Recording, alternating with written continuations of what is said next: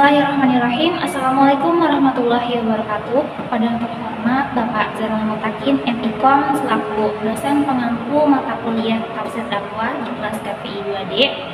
Perkenankan saya Dinda Wandi Nurfianti untuk memaparkan materi Tafsir Dakwah guna memenuhi tugas terstruktur dari ujian akhir semester mata kuliah Tafsir Dakwah. Bismillahirrahmanirrahim. Baiklah, perkenankan saya untuk memaparkan materi Tafsir Dakwah dari pertemuan pertama hingga pertemuan terakhir. Untuk yang pertama, saya akan menjelaskan sedikit ringkas dari pemakalah kelompok 1 yang berjudul tentang ayat-ayat dan pengertian ayat-ayat, pengertian dan metode dakwah. Di sini ada beberapa ayat Al-Quran yang menjelaskan tentang pengertian dan metode dakwah. Tapi di sini saya hanya akan mengambil satu ayat dari makalah tersebut, yaitu Quran surah Al-Imran ayat 104. A'udzubillahi minasyaitonirrajim. Bismillahirrahmanirrahim. Wal takum minkum ummatan yad'una ilal khairi wa ya'muruna bil ma'rufi wa yanhauna 'anil munkar wa ulaika humul muflihun. Yang artinya, dan hendaklah di antara kamu ada segolongan orang yang menyeru kepada kebajikan, menyuruh berbuat yang ma'ruf dan mencegah dari yang munkar, dan mereka itulah orang-orang yang beruntung. Lalu tafsiran atau makna atau pengertian dari ayat ini intinya itu adalah Allah itu memerintahkan kepada kita sebagai orang Islam karena untuk menyeru kepada kebajikan, untuk mengajarkan dan juga mengajarkan kebajikan kepada orang lain. Nah, selain kebajikan juga sini dianjurkan oleh Allah untuk mencegah diri kita dan juga mencegah orang lain dari perbuatan munkar. Selanjutnya itu adalah materi dari kelompok 2 yang berjudul ayat-ayat kewajiban dakwah. Di sini pun sama, masih banyak sekali ayat Al-Quran yang memaparkan tentang kewajiban dakwah. Tapi di sini saya hanya akan mengambil satu ayat, yaitu dari Quran surah An-Nahl ayat 125. A'udzubillahi minasyaitonirrajim. Bismillahirrahmanirrahim. Ud'u ila sabili rabbika bil hikmati wa mau'izatil hasanah wal mau'izatil hasanati wajadilhum billati hiya ahsan inna rabbaka huwa a'lamu biman dhalla an sabilihi huwa a'lamu biman dhalla an sabilihi wa huwa a'lamu bil muhtadin. Shadaqallahul azim.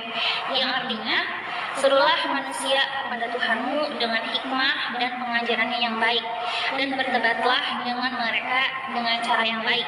Sesungguhnya Tuhanmu dialah yang lebih mengetahui siapa yang sesat dari jalannya, dan dialah yang lebih mengetahui siapa yang berpetunjuk. Tafsiran arti atau maksud dari ayat ini adalah bahwasanya Allah memerintahkan kepada kita untuk berdakwah atau menyampaikan kebaikan. Tapi menyampaikan kebaikan di sini itu tentu dengan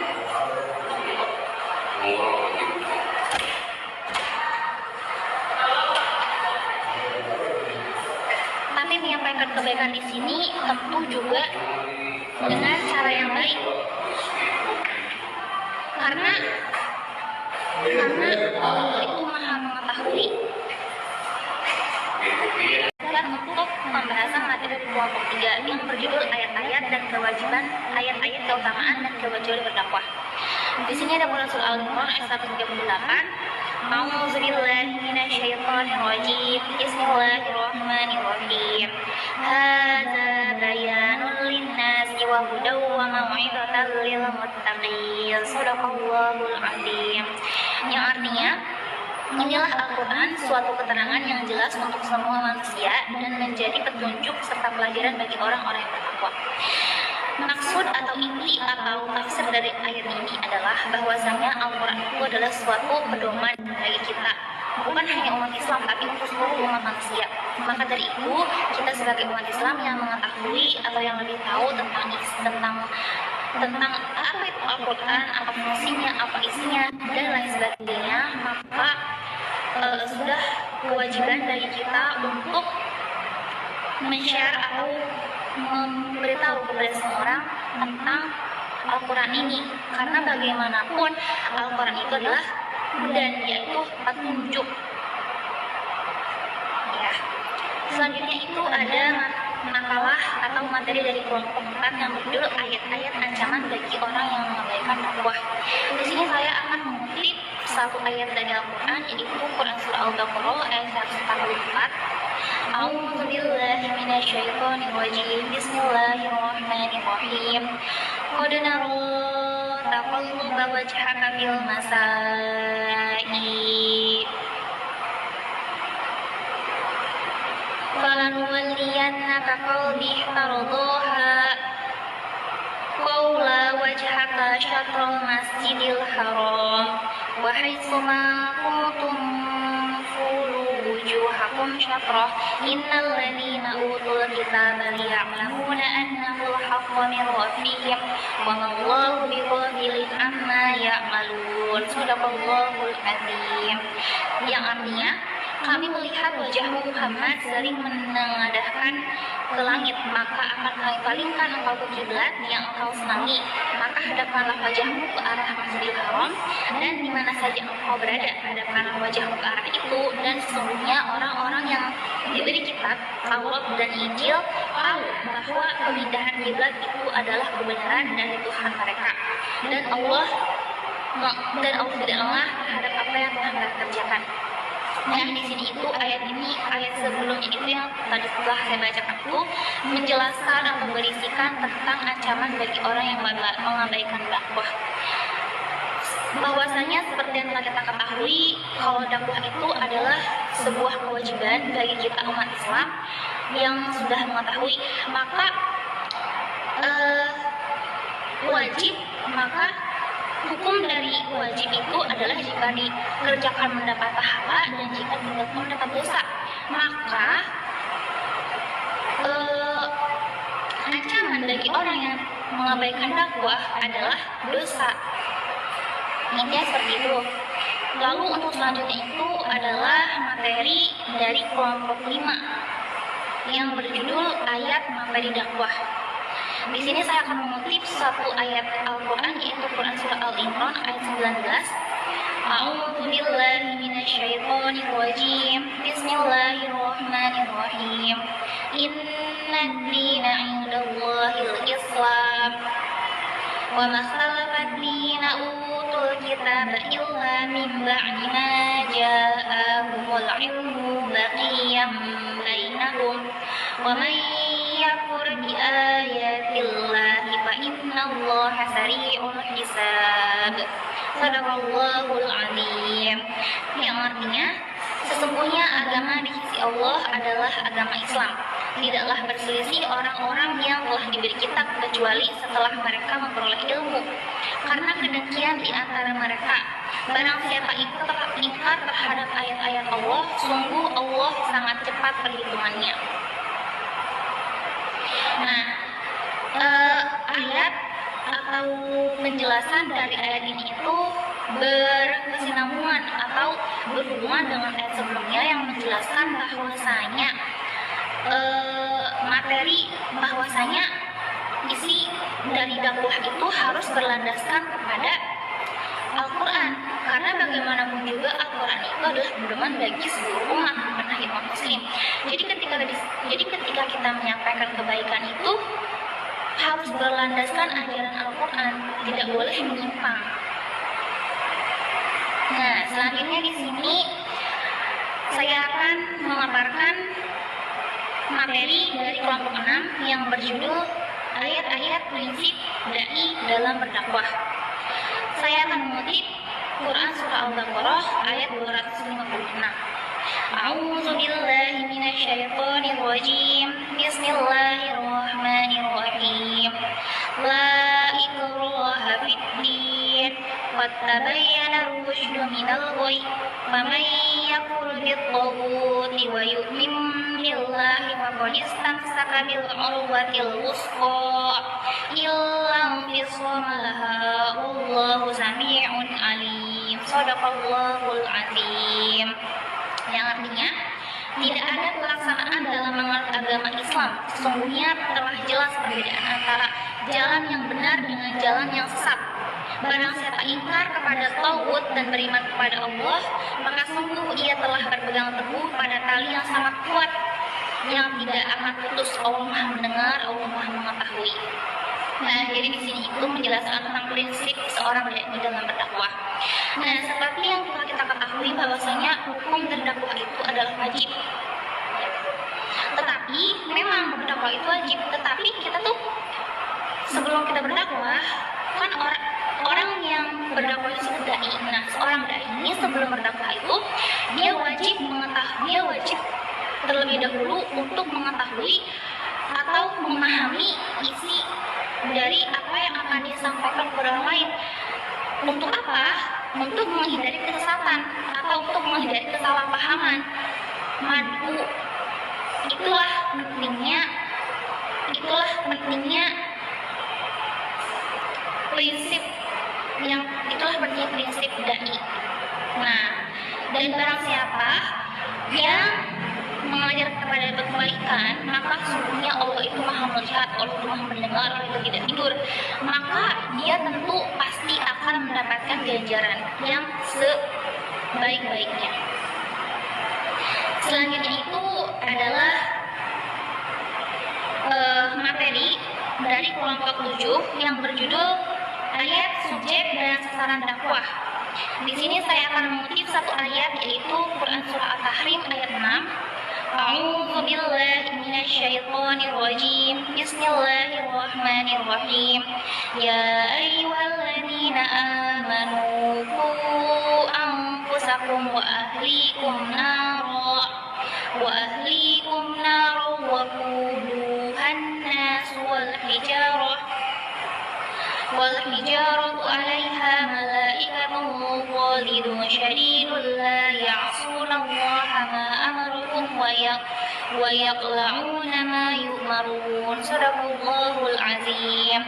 Yang artinya, wahai orang-orang yang beriman, peliharalah dirimu dan keluargamu dari api neraka yang bahan bakarnya adalah manusia dan batu. Menjaganya malaikat-malaikat yang kasar dan keras, yang tidak durhaka kepada Allah terhadap apa yang Dia perintahkan kepada mereka, selalu mengerjakan apa yang diperintahkan. Nah, lalu untuk pengertian atau tafsiran dari ayat ini adalah bahwasanya kita itu harus bahwasanya memang dakwah itu sebuah kewajiban, tetapi berdakwahlah kepada terdekat terlebih dahulu. Intinya seperti itu. Kepada siapa terdekat terlebih dahulu? Tentunya kepada keluarga kita sendiri. Jadi intinya seperti itu. Jadi sebelum berdakwah kepada masyarakat luas, hendaknya seorang dai itu untuk menyampaikan kebaikan kepada keluarganya terlebih dahulu. Karena apa? Karena kita harus menjaga diri kita dan juga keluarga kita dari api neraka. Karena bahwasanya neraka itu bahan bakarnya itu adalah manusia dan batu. Nauzubillahi min dzalik. Maka dari itu kita harus menjaga diri kita dan juga keluarga kita dari api neraka. Nah, selanjutnya ini di sini saya akan memaparkan materi dari kelompok 8 yang bertemakan metode dan strategi dakwah. Di sini saya akan mengutip Quran Surah At-Tahrim ayat 6. A'udzu billahi minasyaitonir rajim. Bismillahirrahmanirrahim. Ya ayyuhalladzina amanu qu anfusakum wa ahlikum nara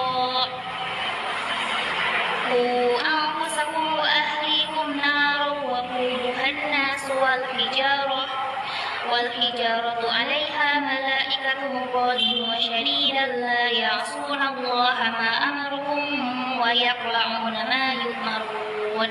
Shadaqallahul azim. Yang artinya, wahai orang-orang yang beriman, pelihara dirimu dan juga keluargamu dari api neraka yang bahan-bakarnya adalah manusia. Menjaganya malaikat-malaikat yang kasar dan keras dan tidak durhaka kepada Allah terhadap apa yang telah Ia perintahkan kepada mereka dan selalu mengerjakan apa yang diperintahkan. Nah, maksud atau tafsiran dari ayat ini adalah sama seperti ayat sebelumnya. Ya, bahwasanya kita harus menjaga diri kita, keluarga kita, dan juga semua umat muslim dari kejamnya api neraka. Jadi intinya itu adalah mulai dari yang terdekat dulu, yaitu dari diri sendiri dan juga dari keluarga. Kenapa kita harus menjaga diri kita sendiri dan juga keluarga dari api neraka? Karena bahwasanya neraka itu sangat pedih. Neraka itu panas, neraka itu adalah seburuk-buruknya tempat. Karena nauzubillah min dzalik. Jadi kita harus menjaga diri kita dan juga keluarga kita dari neraka. Karena neraka itu adalah seburuk-buruknya tempat.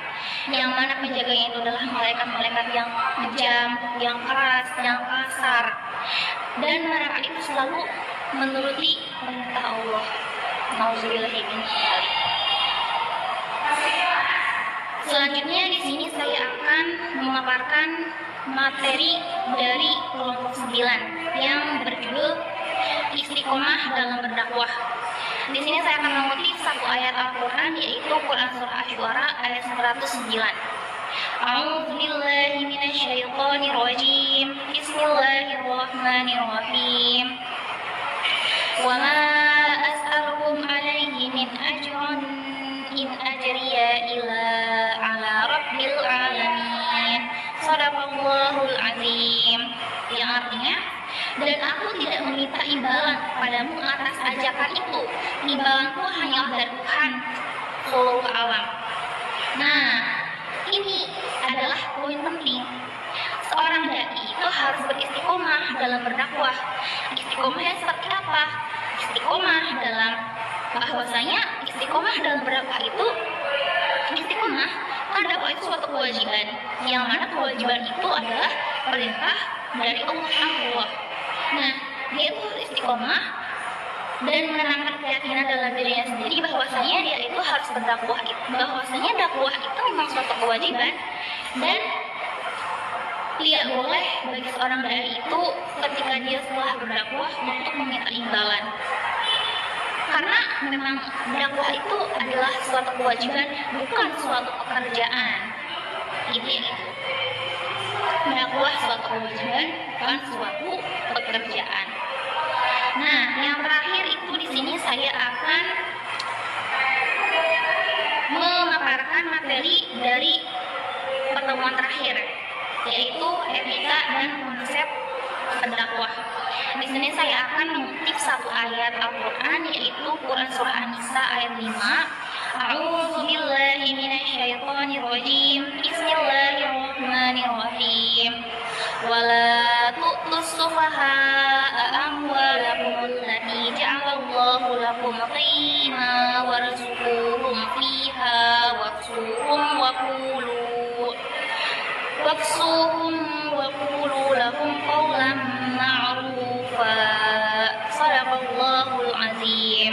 Yang artinya, dan janganlah kamu serahkan kepada orang yang belum sempurna akalnya harta mereka yang ada dalam kekuasaan kamu, dan dijadikan Allah sebagai pokok kehidupan. Berilah mereka belanja dan pakaian dari hasil harta itu, dan ucapkanlah kepada mereka perkataan yang baik. Nah, di sini itu ada etika berdakwah, ya. Kita berdakwah itu harus beretika. Karena apa? Karena kita berdakwah kepada madu, yang mana madu ini mempunyai latar belakang atau background yang berbeda-beda. Jadi kita harus beretika. Beretikanya contohnya dengan ketika kita berdakwah, kita menggunakan bahasa yang baik, lalu memakai pakaian yang sopan seperti itu. Dan di sini dianjurkan kepada barang siapa yang belum sempurna atau belum sempurna pengetahuannya untuk dia itu tidak berdakwah terlebih dahulu. Karena apa? Karena berdakwah itu seperti mengajarkan. Jika kita belum menguasai materi atau ilmunya, maka janganlah menyampaikan. Intinya seperti ini, jika kita masih ragu untuk menyampaikan, maka jangan disampaikan. Karena apa? Karena di sini dikhawatirkan akan terjadi atau akan timbul kesalahpahaman di antara kesalahpahaman madu. Jadi untuk menjaga kesalahpahaman itu, jika kita masih ragu, maka jangan disampaikan terlebih dahulu.